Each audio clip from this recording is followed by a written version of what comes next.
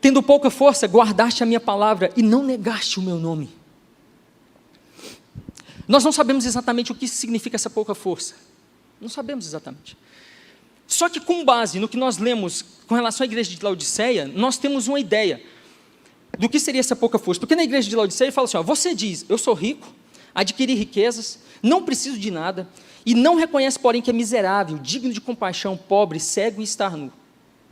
Tudo nos indica que essa igreja não era uma igreja que tinha posses, não tinha influência. O que era aqui? O que essa igreja, o que fazia ela ser fraca? Seriam o tamanho, talvez fosse uma igreja pequena? Seriam talvez a falta de influência social e política? A falta de dinheiro? Pode ser tudo isso. Lembra que eu falei que era um lugar onde tinha sofrido terremotos, as pessoas passando dificuldades, era perseguida? Provavelmente era uma igreja fraca nesses aspectos de influência, mas era uma igreja forte espiritualmente. E nós aprendemos 4 coisas aqui com Jesus com relação a isso. O que é que nós aprendemos aqui? Jesus não fica impressionado com o tamanho de igreja, Jesus não fica impressionado com influência política, com dinheiro, com riqueza, Jesus não fica impressionado com isso. Jesus, ele não se importa com a nossa força, com a nossa influência política, com a nossa influência. Jesus está pouco importando com isso, de verdade.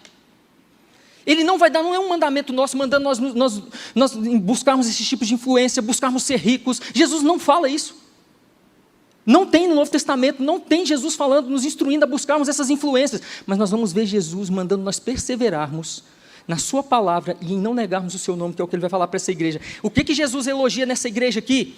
Jesus sabia que eles eram fracos, eles não tinham influência, eles não tinham dinheiro, eles eram fracos sim, mas olha o que Jesus elogia: mas vocês guardaram a minha palavra e não negaram o meu nome. Isso é o que chama a atenção de Cristo.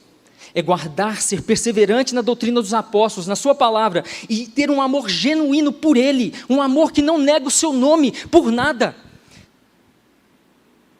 Infelizmente, por um pensamento equivocado de muitas igrejas, porque acham que o que importa para Deus é nós sermos grandes, é sermos ricos, é termos influência política, social. Muitos têm abandonado alguns princípios da palavra, e muitos, cristãos inclusive, estão negando o nome de Cristo para satisfazer políticos, satisfazer homens, para alcançar riquezas. Isso Jesus não aprova. Ele prefere que nós sejamos pobres, fracos. Ele prefere que nós tenhamos pouca força sim, mas que sejamos fiéis à sua palavra e não neguemos o seu nome. É isso que importa para Cristo.